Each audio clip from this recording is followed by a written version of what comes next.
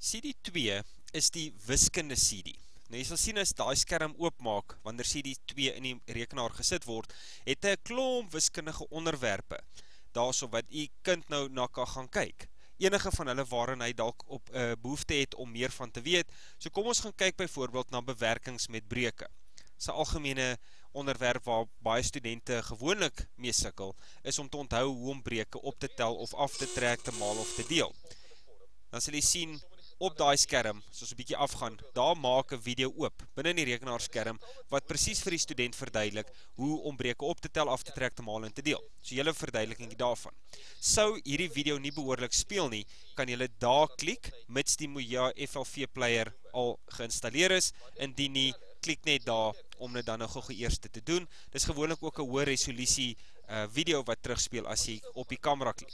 Elkeen van daai kategorieë het dan so 'n kameraatjie en 'n videoskerm wat daai spesifieke onderwerp verduidelik. Daar's ook sleutelwoorde waar jy kan lees om te kyk presies waaroor gaan hierdie video, al die sleutelwoorde wat belangrik is daarvoor. Dan hierso die panic button, jy gehoor daar skree hy. Dit is maar net as jy op hom klik.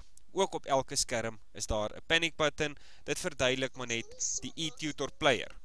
Dan kan jy sien daar so 'n voorbeeld van 'n lewendige klas wat vir 'n student aangebied is, en daar is ook 'n hele paragraaf wat verduidelik waaroor gaan die e-tutor player, maar dit is ons lewendige internet tegnologie.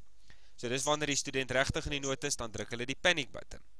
Kom ons weer terug hierso, kom ons kies iets anders, oppervlaktes byvoorbeeld, 'n video wat al die verskillende voorbeelde van oppervlaktes verduidelik, al die verskillende figure se oppervlakformules vir die student gee. Nou soos ons gesê, daar is vir elke een van die 28 kategorieë so 'n video wat verduidelik in 'n klompie minute presies waaroor dit gaan. Dan ook hierso aan die regterkant is daar so 'n prentjie, dit vat jou direk deur na die rekenaar speletjies toe. As die hore begin in die agtergrond, dis maar net om die kinders so 'n bietjie in die gang te hou, hulle afleiding te gee. Daar's verskillende speletjies wat hulle kan speel, sommer direk van die CD af.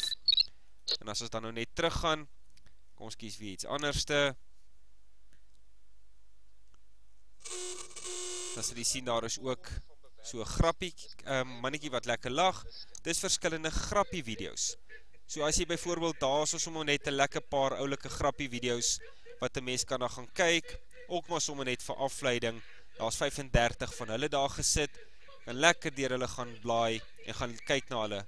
Dit sit 'n bietjie glimlag op 'n mens se gesig. So hierdie is lekker afleiding. Gaan ons net weer terug.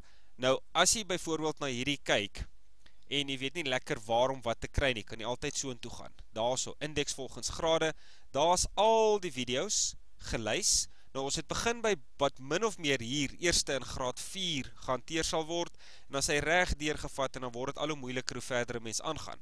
Maar dit is nie noodwendig presies volgens graad geïndekseer nie, want baie van die onderwerpe wat behandel is, soos byvoorbeeld statistiek en datahantering, kan ons nie sê dis vir 'n spesifieke graad opgeneem nie.